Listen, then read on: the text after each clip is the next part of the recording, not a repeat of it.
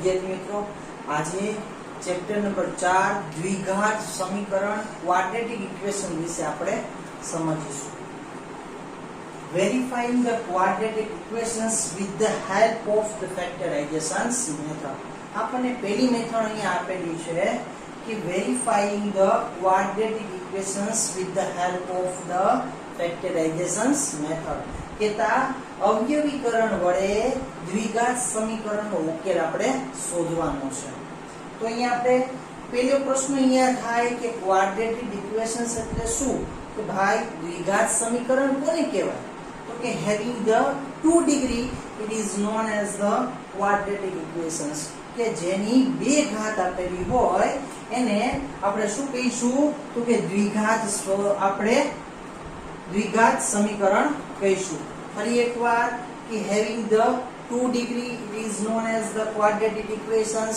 કે ભાઈ જેની બે ઘાત આપેલી હોય એને આપણે દ્વિઘાત સમીકરણ કહેવામાં આવે. કે દ્વિઘાત સ્વરૂપને દ્વિઘાત સમીકરણને આપણે દર્શાવવું કેવી રીતે? તો કે એનું ફોર્મ આપેલું છે. ક્વાડ્રેટિક ઇક્વેશન્સ નું ફોર્મ શું છે? તો કે ax² + bx + c = 0. અહીંયા તમને અહીંયા ફોર્મ આપેલું છે ક્વાડ્રેટિક ઇક્વેશન્સ નું કે ax² + bx + c = 0. એનો મતલબ અહીંયા જોઈ શકો છો કે જેની બે ઘાત આપેલી હોય having the 2 degree this is known as the quadratic equations. એને આપણે દ્વિઘાત સમીકરણ કહેવામાં આવે છે. એક આપણે એક્ઝામ્પલ જોઈએ. તો કે એક્ઝામ્પલ પહેલું આપેલું છે કે 3x² + √2x - 7 = 0. તો find out the quadratic equations or not. કે ભાઈ આ દ્વિઘાત સમીકરણ છે કે નહીં એ આપણે શોધવાનું છે. દાખલામાં જોતા જ આપણને ખ્યાલ આવી જાય કે અહીંયા બે ઘાત આપેલી હોવાથી આપણે એને કહી શકીએ કે this is a quadratic equations. કે હા ભાઈ આ ક્વાડ્રેટિક ઇક્વેશન્સ છે, આ દ્વિઘાત સમીકરણ છે because the having the 2 degree, so we can say that this is a quadratic equation. ચલો વિદ્યાર્થી મિત્રો આપણે બીજો દાખલો જોઈએ કે ભાઈ દ્વિઘાત સમીકરણ છે કે નહીં એ ચકાસવાનું છે. here 2x * 3x - 5 + 1 અને બીજી એક આપેલું છે કે 3x * 2x + 5 +3. તો પહેલું કાર્ય શું કરવાનું છે? તો કે 2x 3x - 5 + 1 આપી દીધું છે અને બરાબર 3x 2x + 5 + 3 આપેલું છે. તો અહીંયા આની સાથે મલ્ટીપ્લિકેશન્સ કરશે અને આની સાથે મલ્ટીપ્લિકેશન્સ કરશે. 3 * 2 = 6x² x² માઈનસ ના માઈનસ 5 * 2 = 10x 5 * 2 = 10x પ્લસ 1 ના 1. ફરી એકવાર 3 * 2 = 6 x² માઈનસ ના માઈનસ 2 * 5 = 10 x ના x પ્લસ 1 ના 1 બરાબર આની સાથે મલ્ટીપ્લિકેશન્સ થશે. 3 * 2 = 6 x² પ્લસ ના પ્લસ 5 * 3 = 15 x ના x પ્લસ 3 ના 3. હવે આપ જોઈ શકો છો કે 6x² આ પ્લસ છે, આ બાજુ આવે તો -6x² થઈ જશે પ્લસ 15x આ પ્લસ છે, આ બાજુ આવે તો -10x અને ત્યારબાદ પ્લસ 3 આ +1 છે, આ બાજુ આવશે તો માઈનસ થઈ જશે. એનો મતલબ કે લાઈક ટર્મ ભેગા કરવાના છે. 6x² ની સામે 6x² પ્લસ હતા આ બાજુ આવે તો માઈનસ થઈ જશે.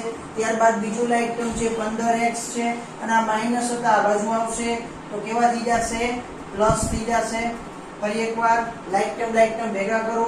15x ના 15x આ માઈનસ હતા આ બાજુ આવશે તો પ્લસ થઈ જશે અને ત્યારબાદ 3 ના 3 ના પ્લસ છે આ બાજુ આવે તો માઈનસ થઈ જશે. ત્યારબાદ આપ જોઈ શકો છો કે પ્લસ માઈનસ છે કટ થઈ જશે તો 15 ને 10 25x અને પ્લસ ના પ્લસ 3 માંથી 1 જાય તો વધશે 2. મોટા પદની નિશાની ગ્રેટર ટર્મ સાઇન = 0.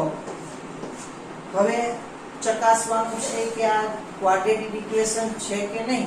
ભાઈ આપણે ફોર્મ હમણાં શીખેલું હતું કે જેની બે ઘાત હોય હેવિંગ ધ 2 ડિગ્રી હોય તો જ આપણે એને કહી શકીએ કે this is a quadratic equation.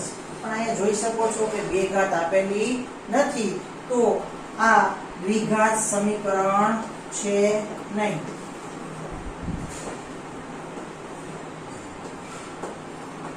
This is not a quadratic equations because not having the 2 degree.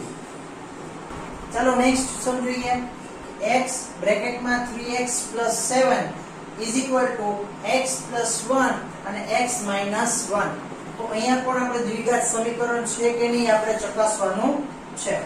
તો પહેલું સ્ટેપ આપણે કરશું કે આ પદ આની સાથે મલ્ટીપ્લાય થાય એટલે 3x * 3x નો સ્ક્વેર પ્લસ ના પ્લસ આ પદ આની સાથે મલ્ટીપ્લાય થાય તો 7x * 7x is equal to x નો સ્ક્વેર માઈનસ પ્લસ માઈનસ 1 * 1. ફરી એકવાર x અને 3x એટલે કે 3x નો સ્ક્વેર પ્લસ ના plus 7x * 7x is equal to x square plus minus minus 1 * 1. ત્યારબાદ હવે લાઈક ટર્મ કેતા સરખા પદને ભેગા કરવાના રહેશે. તો અહીંયા 3x નો સ્ક્વેર અને એની સામે આપણે લાઈક ટર્મ એટલે કે x નો સ્ક્વેર જોઈ શકો છો જે પ્લસ હોવાથી આ બાજુ આવશે તો માઈનસ થઈ જશે.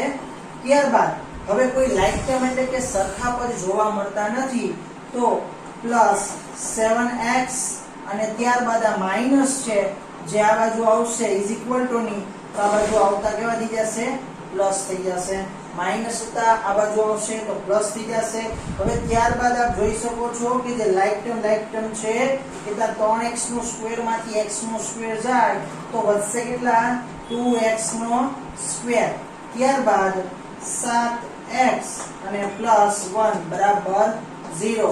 તો હવે આપણે જોઈ શકો છો કે ક્વાડ્રેટિક સ્વરૂપ આપણું એવું હતું ફોર્મ હતું કે x² + bx + c = 0 કે જેની બે ઘાત હોય તો એને આપણે ક્વાડ્રેટિક ઇક્વેશન્સ કહી શકીએ છીએ.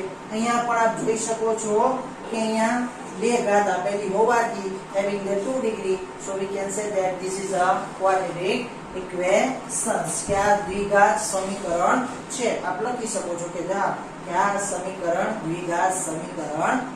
ચલો વિદ્યાર્થી મિત્રો નેક્સ્ટ જોઈએ કે x² બ્રેકેટમાં x + 2 bracket over is equal to 3x બ્રેકેટમાં x - 1 bracket over -5 આપેલા હોય તો દ્વિઘાત સમીકરણ છે કે નહીં એવું આપણે ચકાસવાનું છે.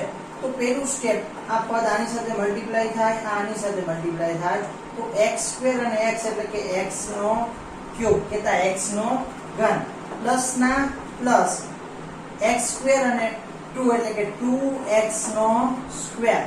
ત્યારબાદ બરાબર આની સાથે મલ્ટીપ્લાય થાય 3 * 3x નો સ્ક્વેર. ત્યારબાદ માઈનસ ના માઈનસ આની સાથે મલ્ટીપ્લાય થાય તો 3 * 3x નો 3x અને ત્યારબાદ -5. હવે આપણે લાઈક ટર્મ ભેગા કરવાના છે. તો આપ જોઈ શકો છો કે લાઈક ટર્મમાં બીજું કોઈ તો છે નહીં ખાલી x નો ઘન એઝ ઇટ ઇઝ લખશું આપશે. અહીંયા લાઈક ટર્મમાં 2x નો સ્ક્વેર અને 3x નો સ્ક્વેર આપેલા છે જે આ પ્લસ છે આ બાજુ આવશે તો કેવા થઈ જશે? માઈનસ થઈ જશે. તો 3 માંથી 2 જાય તો -x નો સ્ક્વેર વધશે. ફરી એકવાર 2x ના સ્ક્વેર માંથી આ પ્લસ છે આ બાજુ આવે તો માઈનસ થઈ જાય અને 2x ના સ્ક્વેર માંથી 3x નો સ્ક્વેર જાય તો શું વધશે? x નો સ્ક્વેર વધશે કારણ કે એ લાઈક ટર્મ કેતા સરખે પદ હતા એટલા માટે. ત્યારબાદ બીજું કોઈ લાઈક ટર્મ દેખાતું નથી તો માઈનસ છે આ બાજુ આવશે તો પ્લસ થઈ જશે અને માઈનસ છે આ બાજુ આવશે તો પ્લસ બરાબર 0. અહીંયા આપ જોઈ શકો છો કે જેની બે ઘાત આપેલી હોય તો ક્વાડ્રેટિક ઇક્વેશન્સ કહેવાય. પણ અહીંયા બે ઘાત તો આપેલી જ છે પણ સાથોસાથ અહીંયા 3 ઘાત પણ આપેલી છે, ક્યુબ પણ આપેલા છે. પણ જેની મહત્તમ ઘાત હોય કે તા મેક્સિમમ ડિગ્રી હોય એને કન્સિડર કરવાની હોય, મહત્તમ ઘાતને ધ્યાનમાં રાખવાની હોય. તો અહીંયા મહત્તમ ઘાત 3 હોવાથી આ સમીકરણ દ્વિઘાત સમીકરણ કહી શકાશે નહીં.